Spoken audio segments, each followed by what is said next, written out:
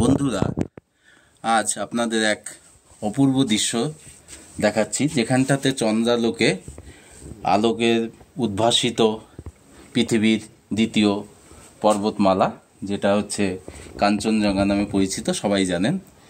এই ভিউটা দেয়ার সাধারণত পাওয়াই যায় না। বছরে একটি নির্দিষ্ট সময়ে, বছরে ধরুন 365 দিনের মধ্যে 2-4 দিনই দেখা যায়।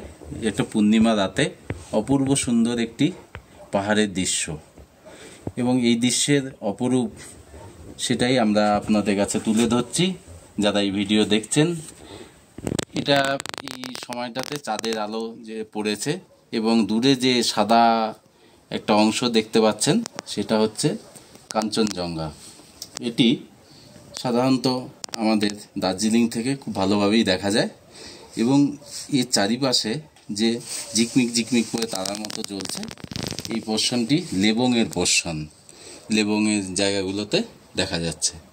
এবং আমরা যেখানটা থেকে দাঁড়িয়ে আজকে ভিডিওটা করছি, মানে আমরা বলতে পারেন চরম সৌভাগ্য ব্যক্তি যারা এখানটা দাঁড়িয়ে করছি।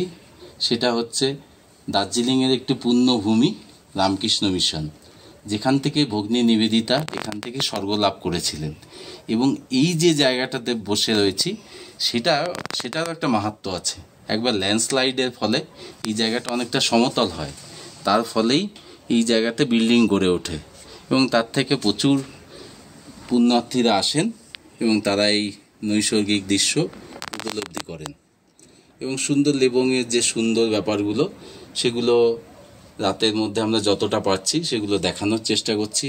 এবং নিচে রামকৃষ্ণ মিশনের যে শিক্ষা প্রতিষ্ঠানগুলো আছে, তার উপরে অংশগুলো দেখানো হচ্ছে, এবং অদ্ভুত ঝিকিমিকি তারার মতো লাগছে, এবং রাতের আকাশটাও অদ্ভুত সুন্দর।